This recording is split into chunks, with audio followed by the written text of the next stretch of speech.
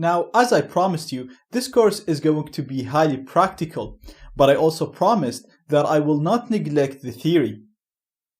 Now, what we mean by hacking is being able to gain access to a system that you're not supposed to have access to.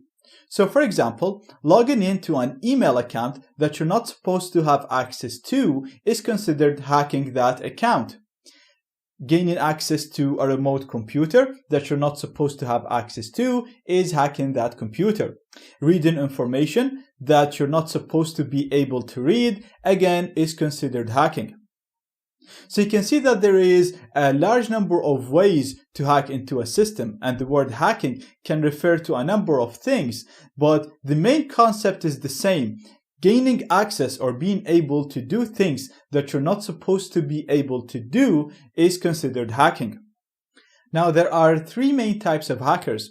We have the black hat hackers. These are the bad people that hack systems illegally in order to steal money or to achieve their own illegal goals. The second part of hackers are the white hat hackers. So this is us. These people use the same techniques used by the black hat hackers, and they also hack into systems, but they only hack into systems that they have permission to hack in order to test the security of these systems. And finally, we have the gray hat hackers. These are a mixture of the two. So they'll hack into any system, even if they don't have permission to test the security of the system, but they will never steal money or damage that system, and in most cases they'll go ahead and tell the administrator of that system. But what they do is still illegal because they test the security of systems that they do not own or do not have permission to test.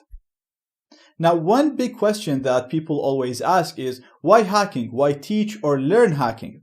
Well, hacking is an existing industry. There are lots of job opportunities for ethical hackers, for people like us who would go ahead and test the security of systems to make sure that these systems are secure and not vulnerable to black hat hackers.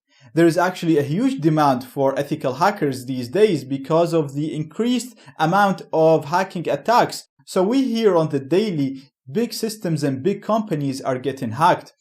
Not so long ago, Uber got hacked and information of more than 56 million users were exposed. So companies like Uber, Facebook, and Google, they hire hackers in order to try and hack into their systems and tell them where the weaknesses are so that they can fix it. They also have bug bounty programs where they literally ask all the hackers around the world to go ahead and try to hack into their websites and with their web applications. And if they could, they will pay them a bounty for the bugs that they find.